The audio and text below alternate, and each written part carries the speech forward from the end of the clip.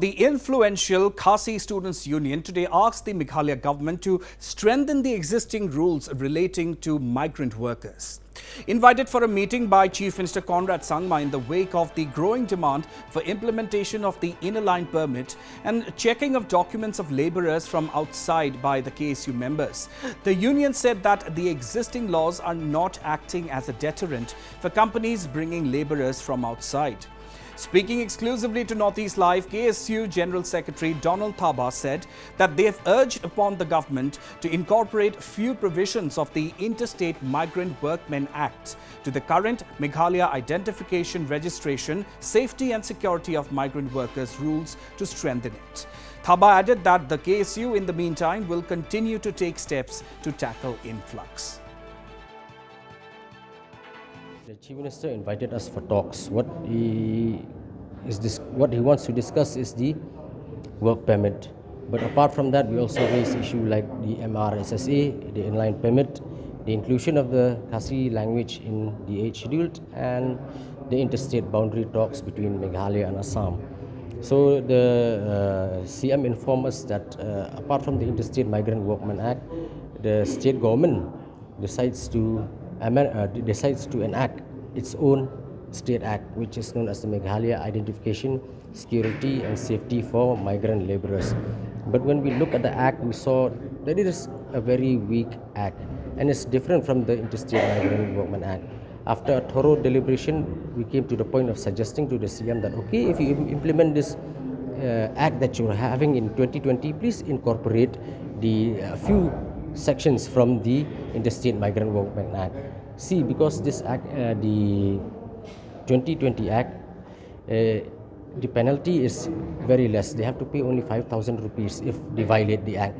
Now, a big construction company coming from Delhi or Kolkata, they can easily pay 5,000 rupees.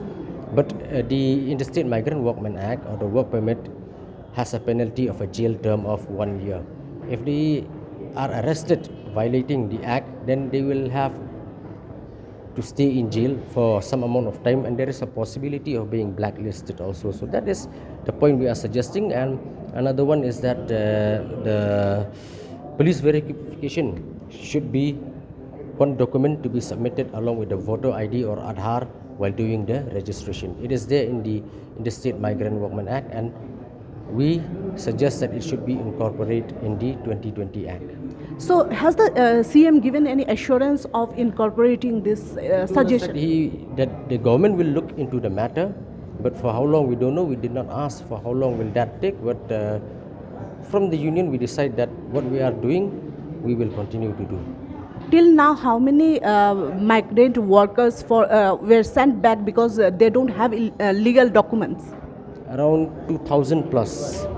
And the thing is that while we are conducting checking, we also found people who are not even having a voter ID, to authenticate that he is an Indian.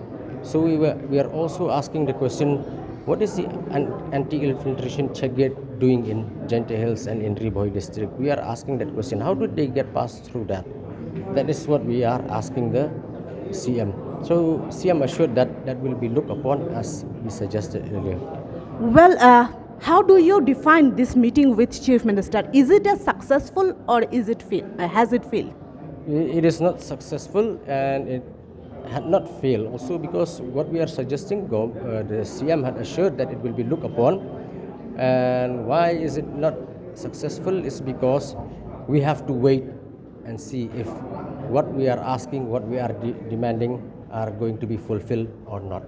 What about ILP gates that KSU has put up? Will you continue? Will the government allow to continue, or what is? We did not discuss that with the government, but we will see what we will do. There are other strategies also on how to check infiltrators in our state. The union will sit again and we will decide what to do. Well, it may be mentioned here that pressure group members, especially the KSU volunteers, have stepped up the campaign for ILP, even erecting checkpoints on their own at Riboi and East Jente Hills recently.